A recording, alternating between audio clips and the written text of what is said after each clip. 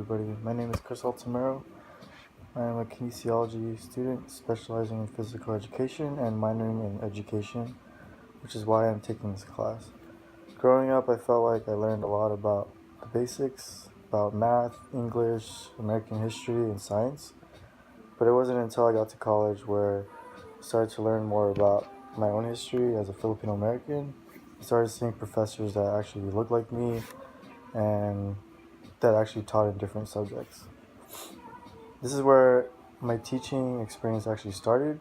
I joined Filipino American Collegiate Endeavor, or PACE, which was one of the organizations that helped get ethnic studies established here at SF State in 1968, 1969. Through PACE, I became the history coordinator where I taught Filipino history and culture to college level students in a 10-week program.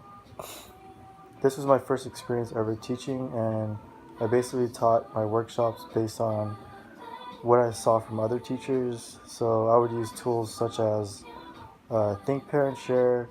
I would use group discussions. I would also lecture. I would also use icebreakers, and I tried to make history not feel boring and not feel like it was just a bunch of dates and names to just memorize, which is like what we talk about in class, like the banking method. I learned a lot from this experience, which led me to join another organization called PEP, which stands for Pinoy Pinay Educational Partnerships.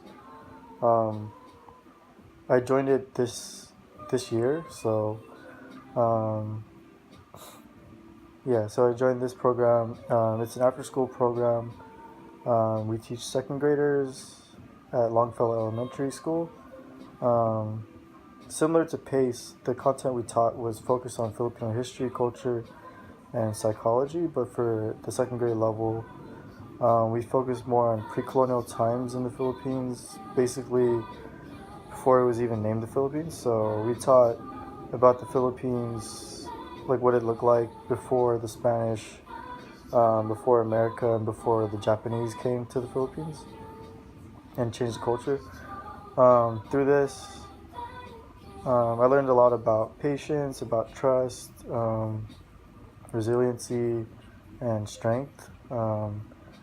Because most days we would have a really good lesson plan planned out, but it would totally go like a whole other direction because the class discussion would take it another way. So for me, learning how to adapt and think on the fly was pretty crucial to my growth as an educator. So my way of teaching or approaching teaching is to first establish somewhat of a routine, such as community agreements. This is where the agreements would be created by the class through group discussion. So we have a foundation of guidelines to follow throughout the year. Then I would give a little introduction about myself, my life and journey to becoming a teacher, just to show them that I am open to them and that they can trust me, and to show that I am comfortable being vulnerable in front of them.